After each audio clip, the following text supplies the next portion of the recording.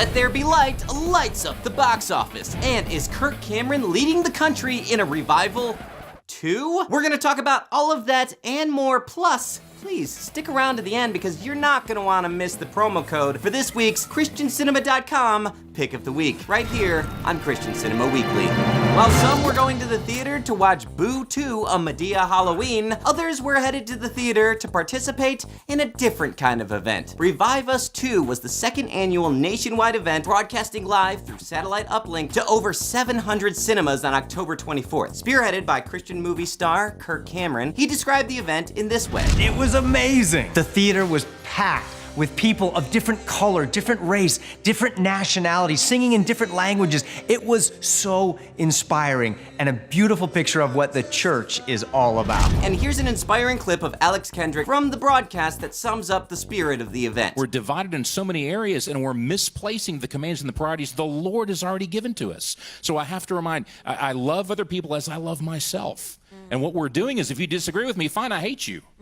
We can't do that. Especially the church can't do that. Honor God and love Him and love other people, and that's a higher priority than any of the disagreements we're facing. Very inspirational and convicting message indeed. The event was so successful, it had a follow-up encore rebroadcast on November 1st. And if you're thinking, wow, Kevin, that sounds really great, but I would really love to know what happened at Revive Us, like the first Revive Us? Oh, well, that happens to be available at ChristianCinema.com. We got you covered. Don't worry. Well, Kirk Cameron wasn't the only one succeeding at sparking a nationwide evangelical movement in theaters this past week. That's right, ladies and gentlemen, the numbers are in for the film Let There Be Light, produced by Fox News talk show host Sean Hannity, and serves as the directorial debut for actor Kevin Sorbo. And let's just say, I don't think the investors are going to be disappointed!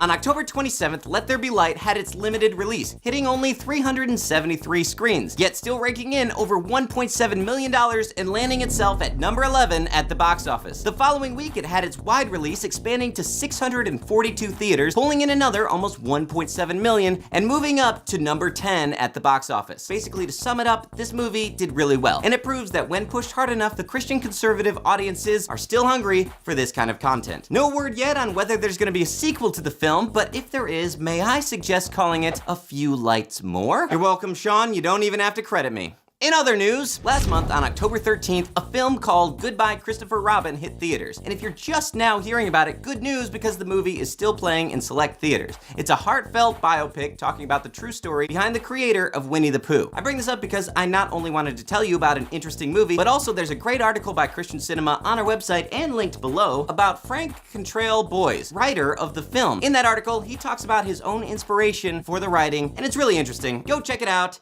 if you like. So that's what's happened in the past in theaters, really cool stuff, but let me tell you a little bit about what's coming up. Coming out in theaters this week, we're getting the animated Christmas tale, The Star. It's the nativity story told from the perspective of a donkey. Is this the modern day tribute to the classic Nestor the Long-Eared Donkey that we've all been asking for? Well, I just might have a little more information about the movie in next week's episode, so please come back for that. It's gonna be a fantastic time. All right, so if you don't want to go out to theaters at all, but you're still craving that family-friendly and faith-based content, well, I've got a few digital releases for this week. Jonah the Musical. This is the critically acclaimed sight and sound theater production of Jonah on Stage. They've been doing these productions for over 40 years, but now for the very first time, it's available on digital streaming. This is a super high production stage performance filmed in front of a live audience. I mean, amazing colors, great acting, so good, in fact, that Jonah has actually hit number 20 on Billboard's top music video charts this week, so go check it out. Also available, Daily Bread series. It's a post-apocalyptic episodic series about 7 millennial women with cookbooks, guns, and a desire to make it through the end of the world. I'm not joking, that's actually how it describes itself, so if you want to check that out, and plenty of other stuff, you can always do so, of course, at ChristianCinema.com. We've made it super easy with our sleek interface available on all of these devices. It's definitely the best place to watch family-friendly content. You don't even need a subscription, you just pay for what you watch. And if you're just scrolling through there and you just can't figure out what it is you want to watch, well, guess what? I've got 2 movies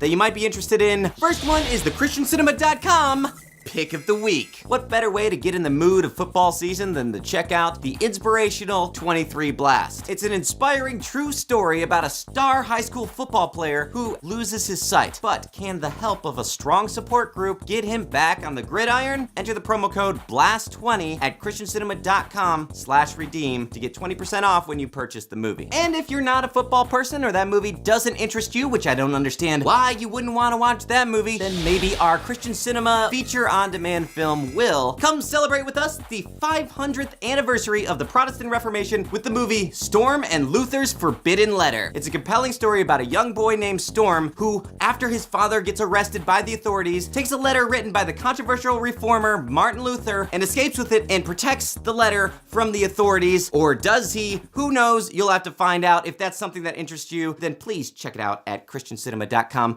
That's about all I've got to say for today. Be sure to like this page to keep up with the latest and greatest surrounding faith and film. I'm Kevin. Have a great week.